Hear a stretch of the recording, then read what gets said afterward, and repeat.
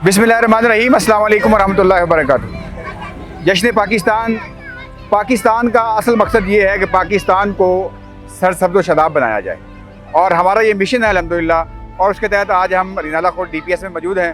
मेरे साथ दो डॉक्टरान भी मौजूद हैं, डॉक्टर इरफान साहब और डॉक्टर आसिफ जवेद साहब। और ये उनके खूबसूरत बच्चे माशाल्लाह अपने बच्चों को भी साथ लेकर आए हैं कि यहाँ पर उनके अंदर भी अवेयरनेस क्रिएट की जाए कि ये पौधे आपका और मेरा मुस्तकबिल है। अल्हम्दुलिल्लाह यहाँ पे हम 20,000 पौधे तकसीम कर रहे हैं, जिसमें फलदार भी हैं, सायादार भी हैं।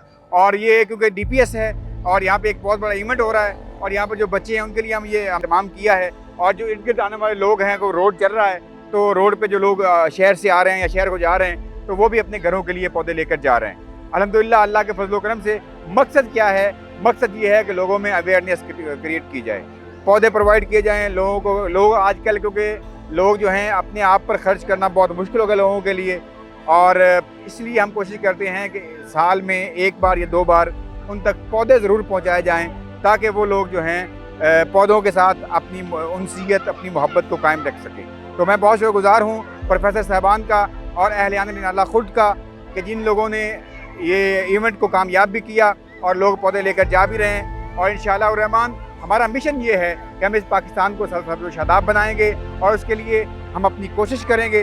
14 अगस्त पे हर बार हम ये इवेंट करते हैं। पहले हम अपने गांव में करते थे, इस दफ़ा हम शहर की सतह पे आए हैं इंशाल्लाह, और अगले साल इंशाल्लाह इसको मज़ीद मुख्तलिफ शहरों में फैलाएंगे ताकि ज़्यादा से ज़्यादा अवेयरनेस क्रिएट की जा सके। अस्सलाम वालेकुम वरहमतुल्लाहि वबरकातुहू। आगाज़ सहर, हमारा आज़्म भलाई हर कदम।